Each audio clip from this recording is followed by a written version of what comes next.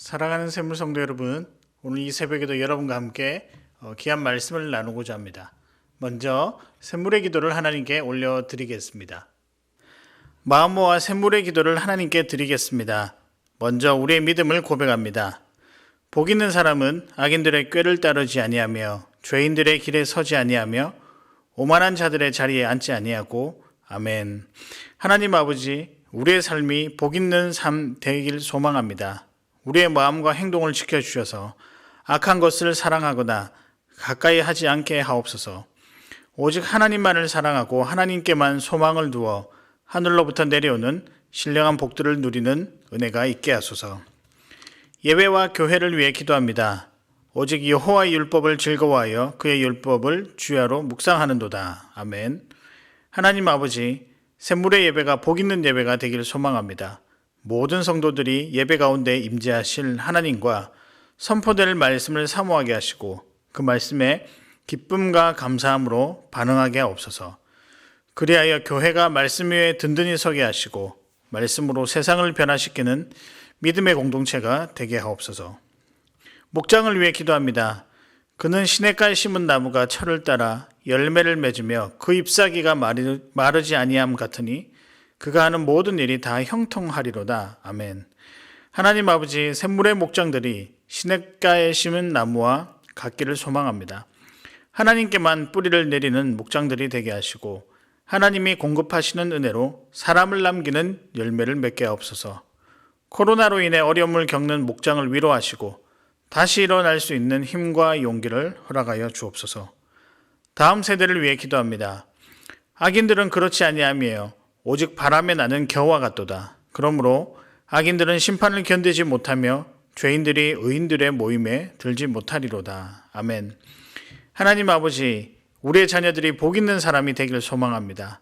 악한 길로 가지 않게 하시고 오직 하나님의 편에서 서서 주의 말씀과 교훈으로 양육되게 하옵소서. 지혜와 지식을 더하여 주셔서 맡겨진 학업을 잘 감당케 하시고 하나님께서 주신 비전을 향해 달려가는 믿음의 세대들이 되게 하옵소서. 나라와 선교사님을 위해 기도합니다. 무릇 의인들의 길은 여호와께서 인정하시나 악인들의 길은 망하리로다. 아멘. 하나님 아버지, 이 나라 가운데 하나님의 복을 부어 주옵소서. 부정과 부패가 사라지게 하시고 하나님의 공의와 정의가 온전히 실현되게 하옵소서. 코로나로 인해 고통받고 있는 모든 자들을 위로하시고 속히 고통에서 벗어나게 하여 주옵소서. 주의 복음을 위해 헌신하는 미자립교회 목회자들과 선교사님들에게 때를 따라 돕는 은혜를 더하여 주셔서 맡겨진 사명에 충성할 수 있게 하옵소서. 오늘도 샘물 성도들과 동행하여 주셔서 형통한 하루가 되게 하옵소서. 예수님의 이름으로 기도드립니다. 아멘.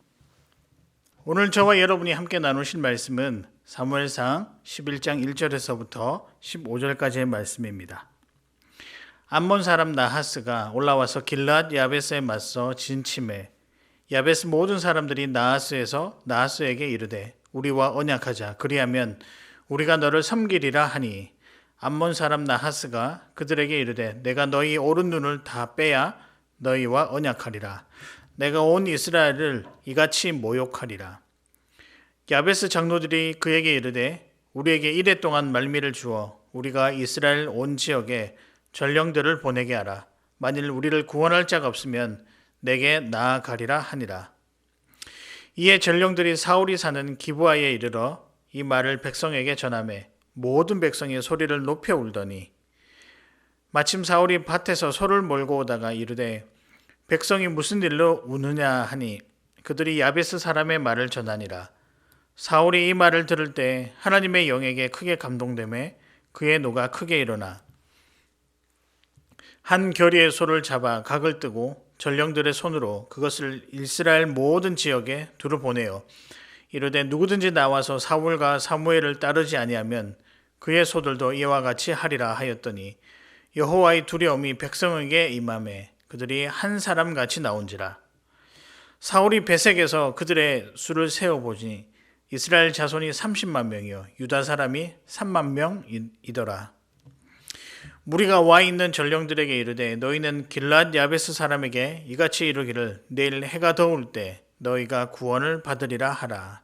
전령들이 돌아가서 야베스 사람들에게 전하매 그들이 기뻐하니라. 야베스 사람들이 이에 이르되 우리가 내일 너희에게 나아가리니 너희 생각에 좋을 대로 우리에게 다 행하라 하니라. 이튿날 사울이 백성을 3대로 나누고 새벽에 적진 한가운데로 들어가서 날이 더울 때까지 암몬 사람들을 치매 남은 자가 다 흩어져서 둘도 함께 한 자가 없었더라. 백성이 사무엘에게 이르되 사울이 어찌 우리를 다스리겠느냐 한 자가 누구니까 그들을 끌어내소서 우리가 죽이겠나이다. 사울이 이르되 이날에는 사람을 죽이지 못하리니 여호와께서 오늘 이스라엘 중에 구원을 베푸셨음이니라. 사무엘이 백성에게 이르되 오라 우리가 길갈로 가서 나라를 새롭게 하자. 모든 백성이 길갈로 가서 거기서 여호와 앞에서 사울을 왕으로 삼고 길갈에서 여호와 앞에 화목제를 드리고 사울과 이스라엘 모든 사람이 거기서 크게 기뻐하니라. 아멘. 오늘의 말씀은 성령의 사람입니다. 성령의 사람 하면 무엇인가 신령한 힘, 또 어떤 능력을 가진 사람, 기적을 일으키는 사람이라고 우리가 오해하기도 하는데요. 그러나 성경에서는 성령의 사람, 이 사람을 가는 곳마다 기적을 일으키는 자가 아니라 지극히 평범하고 지극히 보통 사람이며 또 지극히 아주 우리가 볼 때 일반적인 사람이라는 것이 특징입니다. 근데 그런 사람들에게 특징이 한 가지 있는데 이 성령의 사람이라고 부를 때 이 사람들은 보통 사람이지만 그가 성령과 함께 성령의 인도함을 받은 특징들을 우리가 말씀을 통해서 발견할 수 있습니다. 그렇다면 이 성령의 사람, 성령과 함께하는 사람, 성령의 인도함을 받는 사람은 어떤 사람일까요? 오늘 본문은 사울이 왕으로 추대되는 그 과정에 대해서 일부 설명하고 있습니다. 암몬 사람 나하스가 길르앗 야베스에 쳐들어와서 이 소식을 들은 사울과 이스라엘이 자기 민족을 보호하고자 암몬과 전쟁을 벌여 승리하는 그런 장면입니다. 이 과정 중에 아주 지도력을 잘 발휘하여 공을 세운 바울이 왕으로 등극하게 되는 그런 장면입니다.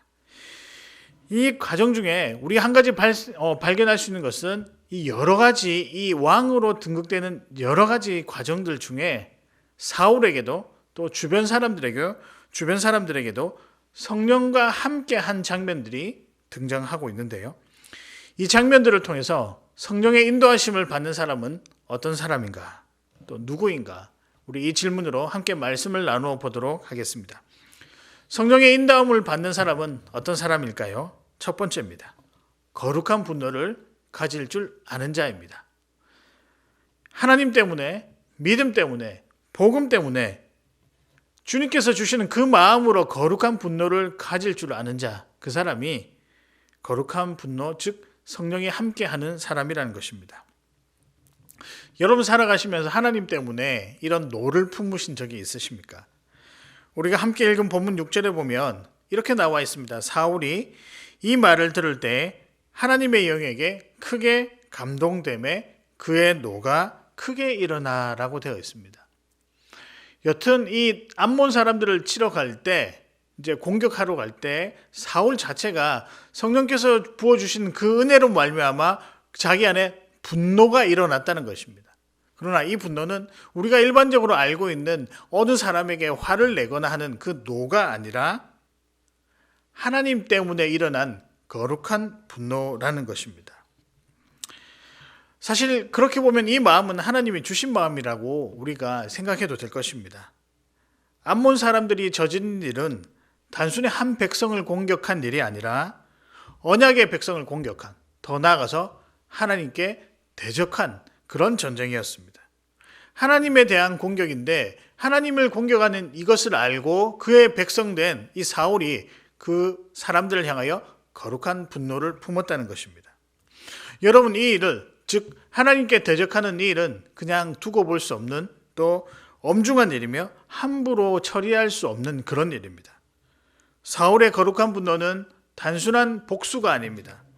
그는 하나님의 영광 때문에 싸우게 되는 것입니다. 하나님이 무시당하고 하나님의 이름이 땅에 떨어진 그리고 하나님을 도전하는 그 행위가 그 자신으로서는 하나님의 백성으로선 받아들일 수 없었기 때문에 그가 거룩한 분노를 품었다는 것입니다. 그래서 여기서 오늘 본문에 등장하는 이 분노는 그냥 우리가 일반적으로 알고 있는 그 화와 좀 다른 영적인 차원의 이야기라는 것입니다. 여러분, 에베소서 6장 12절에 이렇게 나와 있습니다.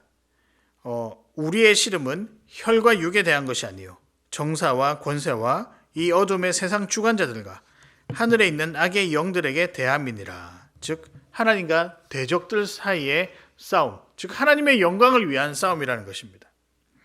그래서 성령에 이끌린 사람은 이 거룩한 분노, 하나님 때문에 가지고 있는 그 거룩한 분노가 일어나는 사람이라고 우리가 말을 할 수 있습니다.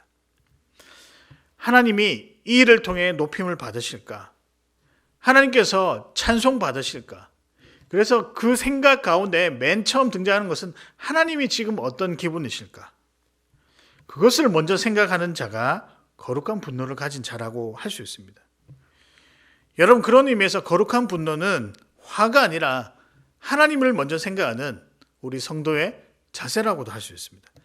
성도가 살아가는 데 있어서 하나님을 먼저 생각하는 그 삶에 대한 가치관이 거룩한 분노라고 할 수 있다는 것이죠. 우리 주변에 우리의 행동으로 만약에 하나님의 이름이 욕되게 된다면, 교회가 욕을 먹는다라고 한다면 그 하나님의 마음을 먼저 읽고 그 행동을 다시 하지 말아야 됩니다. 그런 자들이 성령의 인도함을 받는 자들이라고 할 수 있습니다. 여러분, 우리가 그렇다고 우리를 욕하는 자들, 하나님을 욕하는 자들에게 하나님, 이 사람을 심판하여 주시옵소서, 그리고 그 사람을 향해서 당신에게 하나님의 진노가 임할 것입니다 라고 우리가 저주를 퍼부을 수는 없지 않습니까? 사실 그런 의미에서 거룩한 분노는 화가 아니라 하나님 앞에 미안함, 송구함, 그리고 죄송함이라고, 결국 하나님을 대하는 삶의 자세라고도 우리가 말할 수 있는 것입니다. 아마도 사울의 분노는 이 이방인들에 당한 이 현실 가운데 하나님의 영광이 떨어지는 것에 대해서 가슴 아파했고 염려했고, 그래서 그가 화를 냈다라고 우리가 생각하면 될 것입니다. 사랑하는 성도 여러분, 우리 하나님을 소중히 여기는 하나님의 영광을 위해 고민하는 그런 성도님들 되기를 바랍니다. 그것이 성령에 이끌리며 사는 성도의 모습입니다. 사실 지금 이 현실은 우리가 거룩한 분노를 가져야 할 상황인 건 참 맞는 것 같습니다. 여러 모습으로 인해 교회가 세상의 지탄이 되고 또 욕을 먹는 그런 안타까운 시대를 우리가 살고 있습니다. 교회를 향해 욕을 하는 것들이 때로는 그 수위가 지나치다라고 생각할 정도로 가슴이 아픈 그런 현실 가운데 있습니다. 여러분, 이때 우리가 어떻게 해야 되겠습니까? 그 사람들을 향해 너희는 모른다, 너희는 우리의 마음을 모른다라고 변명할 것입니까? 아닙니다. 거룩한 분노를 품어야 됩니다. 그러나 여러분, 이 거룩한 분노가 화가 아니라 이때 하나님은 지금 어떤 심정이실까? 하나님의 마음은 어떤 것일까? 하나님을 먼저 생각하는 자세, 이것이 거룩한 분노라는 것입니다.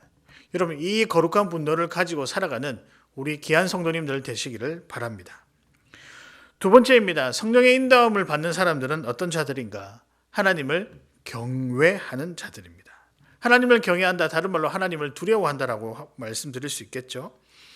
이 세상을 다스리시는 분이 누군지, 왕이 누구신지를 알며 그분 앞에 정중히 대하는 것, 정중히 서는 것, 그것이 하나님을 경외하는 것입니다. 사실 우리 삶 가운데 많이 사라진 모습이지만 꼭 다시 회복해야 할 중요한 모습입니다. 이렇게 살아가는 사람, 이런 사람이 성령의 인도함을 받는 사람입니다. 오늘 본문을 보면 7절 하반절에 이렇게 나와 있습니다. 여호와의 두려움이 백성에게 임하매 그들이 한 사람같이 나온지라. 백성들이 여호와를 경외한다는 의미입니다. 원어상으로는 하나님으로 인해 야기되는 공포를 두려움이라고 표현을 했는데, 문맥상으로는 백성들이 여호와의 위엄을 경험하고 두려워하는 경외함으로 해석하는 것이 옳을 것 같습니다. 여튼 사울이 이스라엘 온 지파에게 보내기 위해서 한 결의의 소를 잡아서 각을 들고 모든 지파들에게 보냈습니다. 그리고 누구든지 나와 사무엘을 따르라 라고 하면서 이 각을 뜬 소의 어떤 덩어리들을 보낸 것입니다. 이때 많은 사람들이 두려워하며 나왔다라고 되어 있습니다. 여기서 단순하게 사울과 사무엘이 나오라고 하니까 안 나오면 무서워서 그 두려움이 아니라는 것이죠. 하나님을 경외하는 두려움입니다.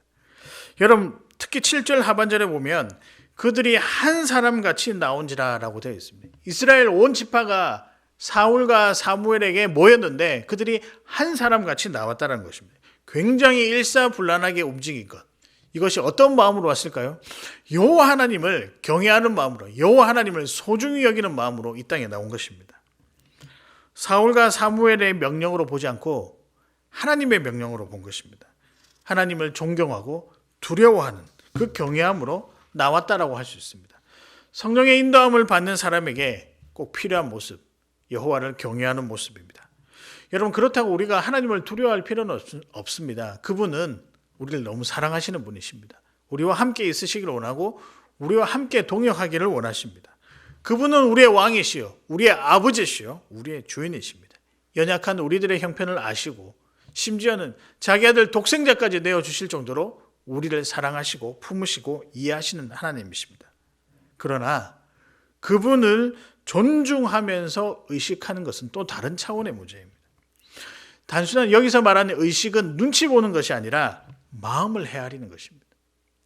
우리가 하나님, 그 두려운 하나님을 두려워할 때는 그 하나님을 의식해야 되는데 존중하면서 의식한다는 것입니다. 이때 의식은 그 마음, 하나님의 마음을 헤아리는 것이다 라고 말씀드릴 수 있습니다. 그런 의미에서 여호와를 경외하는 것, 하나님을 의식하며 살아가는 것이라고 말씀드릴 수 있습니다. 사울과 사무엘이 제안한 전쟁은 실은 하나님이 우리에게 허락하신 그런 전쟁입니다. 여기에 우리의 계산과 욕심, 또 경험, 이런 것을 대어놓고 이 전쟁을 치를 수는 없는 상황입니다. 12지파에게 또 모든 지파에게 그 소의 각을 떠서 보내는데 이 전쟁이 우리 지파에게 꽤 손해가 될 수 있겠다. 그리고 나는 전쟁을 싫어하니 참여하는 것은 곤란하다. 그렇게 변명할 수 있는 그런 전쟁이 아니라는 것입니다. 이 전쟁의 대장은 하나님이십니다. 그분의 백성으로서 당연히 그분의 말씀에 순종하며 따라야 하는 것입니다. 장수의 명령에 거역하는 군인은 군인이라고 할 수 없습니다. 그런 의미에서 우리는 여호와를 따라야 합니다. 그것이 경외함입니다. 개인적으로 경외함에 대해서 묵상하면 한 문구가 떠오르는데요. 이것입니다. 물어보고 결정하기. 예전에 저희 대학생 때 가르쳤던 목사님께서 가르쳐 주셨던 또 하신 말씀인데요. 경외함이 무엇입니까? 라고 질문하신 적이 있는데 대부분 다 두려워함이라고 답을 했었습니다. 그러시자 이렇게 말씀하시는 것이었습니다. 그 두려움을 하나님 앞에서 삶 속에서 어떻게 표현하시겠습니까? 그러자 약간 어려운 질문 앞에서 대답을 다 못했습니다. 우리가 이론은 강하지 또 실천에는 조금 약하진 않겠습니까? 근데 그때 목사님께서 이렇게 이야기하시는 것이었습니다. 하나님을 경외하는 것은 물어보고 결정하는 것이다. 여러분 어떻습니까? 맞는 것 같습니다. 우리 생각이 아닌 그분의 생각을 여쭈어보는 것, 존중하는 것, 이것이 바로 여호와를 경외하는 자의 모습, 경외하는 모습이 아닌가. 이런 사람이 성령과 함께하는 사람이라고 할 수 있습니다. 바라기는 우리 샘물성도 여러분은 하나님께 물어보고 결정하는 여호와를 경외하는 자들이 되시기를 주님의 이름으로 축복합니다. 마지막입니다. 성령이 함께하는 자는 어떤 사람입니까? 순종하는 사람입니다. 절대적으로 순종하는 사람이 성령께서 함께하는 자들입니다. 보통 우리가 기쁨으로 순종하는 사람이라고 표현을 하는데 절대적으로 순종해야 된다라고 표현한 이유는 완전하신 그 하나님 앞에 우리가 할 수 있는 것이 이 절대적인 순종밖에 없어서 다소 강한 표현을 사용했었습니다. 성령이 함께하는 사람, 성령의 인도하심을 받는 사람은 절대적으로 순종하는 사람입니다. 특별한 장면이 등장하는데요. 13절입니다. 사울이 이르되 이 날에는 사람을 죽이지 못하리니 여호와께서 오늘 이스라엘 중에 구원을 베푸셨음이니라. 일부 사람들은 사울이 왕이 되는 것을 의심을 했었습니다. 그래서 오늘 이 암몬과의 전쟁이 있기 전에 이때 사울이 지도자로 등극하는 것에 대해서 불편해한 자들이 있었습니다. 그 사람이 무슨 능력이 있다고 우리에게 능력을 보여준 적이 있는데 어떻게 우리의 지도자로 삼겠느냐. 비난하고 비아냥거리는 사람들이 많았습니다. 그러나 결과는 암몬 사람들을 깨끗하게 쳐 부수었습니다. 그러자 많은 사람들이 이렇게 이야기했습니다. 사울, 저 사람을 왕으로 삼아도 되겠다. 그런데 그 당신이 왕으로 등극하기 전에 당신들을 비난했던 자들을 죽여야 하지 않느냐. 그들은 반역한 자들이다. 라고 이야기를 했었습니다. 여러분, 이때 사울이 무엇이라고 답한지 아십니까? 이날은 여호와의 구원의 날이다. 사울은 사람들을 죽이지 않았습니다. 여호와가 구원에 베푸는 날에 자기가 주인공이 되는 것을 그는 원치 않았습니다. 전쟁은 자신의 전쟁이 아니라 하나님의 전쟁이라는 것을 그가 정확하게 알았기 때문입니다. 개인적인 감정으로야 처벌하고 싶지만 하나님의 뜻 아래 그는 전적으로 순종했던 것입니다. 자신의 감정을 뒤로하고 하나님의 뜻에 순종했다는 의미입니다. 여러분, 쉬운 일은 결코 아니라고 생각합니다. 사실 그들을 혼내고 많은 사람들이 혼낸다 하더라도 많은 사람들이 사울을 이해해 주었을 것입니다. 자신을 믿지 못하고 비방한 자들로 인해 자칫 모인 이 군대의 힘이 결집되지 못하고 흩어져서 패배할 수도 있었기 때문입니다. 그럼에도 불구하고 사울은 자신의 감정을 내려놓고 이 전쟁이 하나님의 뜻이고 하나님의 전쟁이란 것을 알고 하나님의 뜻에 순종한 것입니다. 그분의 뜻은 길르앗 야베스 사람들을 구원하는 것이지 자기를 비난한 자들을 죽이는 것이 아니라는 사실을 명확하게 알았기 때문입니다. 물론 결론적인 이야기지만 사울의 이 순종이 아마 처음이자 마지막이었을 것이라고 생각합니다. 여튼 성령의 인도함을 받는 자는 절대적으로 순종하는 자입니다. 우리가 하나님의 뜻에 대해서 순종한다 하면서도 우리의 마음이 상하거나 우리가 의도한 대로 되지 않을 때는 마음이 토라져 버려서 순종보다 내 뜻을 앞세울 때가 참 많은 것 같습니다. 정확하게 이야기하면 내 감정을 앞세울 때가 자주 있습니다. 그러나 오늘 등장한 사울이 이 모습만큼은 우리가 꼭 기억해야 할 것입니다. 하나님의 뜻에 따라 자신을 내려놓고 순종하는 모습. 그것이 성령이 인도하는 사람. 그런 의미에서 성령의 사람은 자기 뜻대로 움직이는 자가 아니라 하나님의 뜻대로 움직이는 자라고 할 수 있습니다. 말씀을 정리하겠습니다. 오늘의 말씀은 성령의 사람입니다. 성령의 인도하심을 받는 사람은 어떤 사람일까? 첫 번째는 거룩한 분노를 가질 줄 아는 자입니다. 하나님 때문에, 믿음 때문에, 복음 때문에 거룩한 분노를 가질 줄 아는 자가 성령이 함께하는 자들입니다. 두 번째입니다. 하나님을 경외하는 자들입니다. 이 하나님이 우리를 다스리시는 분인지, 어떤 분인지, 왕이신지 그것을 정확하게 알며 그분에게 예의를 갖추고 정중히 그분을 대하는 것, 그것이 여호와를 경외하는 자의 모습입니다. 마지막으로 순종하는 사람, 순종하는 자가 성령의 인도함을 받은 자입니다. 자신의 감정, 자신의 뜻보다 하나님께서 이 일을 진행하게 하신 것을 먼저 알고 그 뜻에 충실하게 행하는 자가 성령의 인도함을 받은 자들입니다. 성령의 인도함을 받는 사람은 자신은 없고 하나님만 남아 있습니다. 이것이 자칫 기계적인 모습 같아 보일지라도 결코 그렇지 않습니다. 불완전한 우리의 계획보다 완전하신 하나님의 계획 안에 움직이는 것이 훨씬 더 안전하고 훨씬 더 행복하다는 사실입니다. 우리도 늘 함께 성령과 더불어 살아가는 자가 되고 싶습니다. 여러분 어떠십니까? 하나님의 뜻을 말씀, 기도, 그리고 교회, 환경을 통해 우리가 발견하게 됩니다. 그리고 그것을 하나둘씩 실천해 나가는 삶. 그래서 앞서 말씀드렸던 것처럼 물어보고 결정하는 삶. 여러분 그 삶이 하나님이 기뻐하시는 성도의 삶이자 또 우리도 만족하는 그 성도의 걸음이라고 생각을 합니다. 여러분 이런 인생이라면 참 멋지지 않습니까? 이 길이 정말 안전한 길이고 복된 길입니다. 나중에 이야기지만 이 일을 온전히 걸어가지 못한 사울의 마지막이 때론 안타깝게 여겨지기도 합니다. 그러나 우리는 다르기를 소망합니다.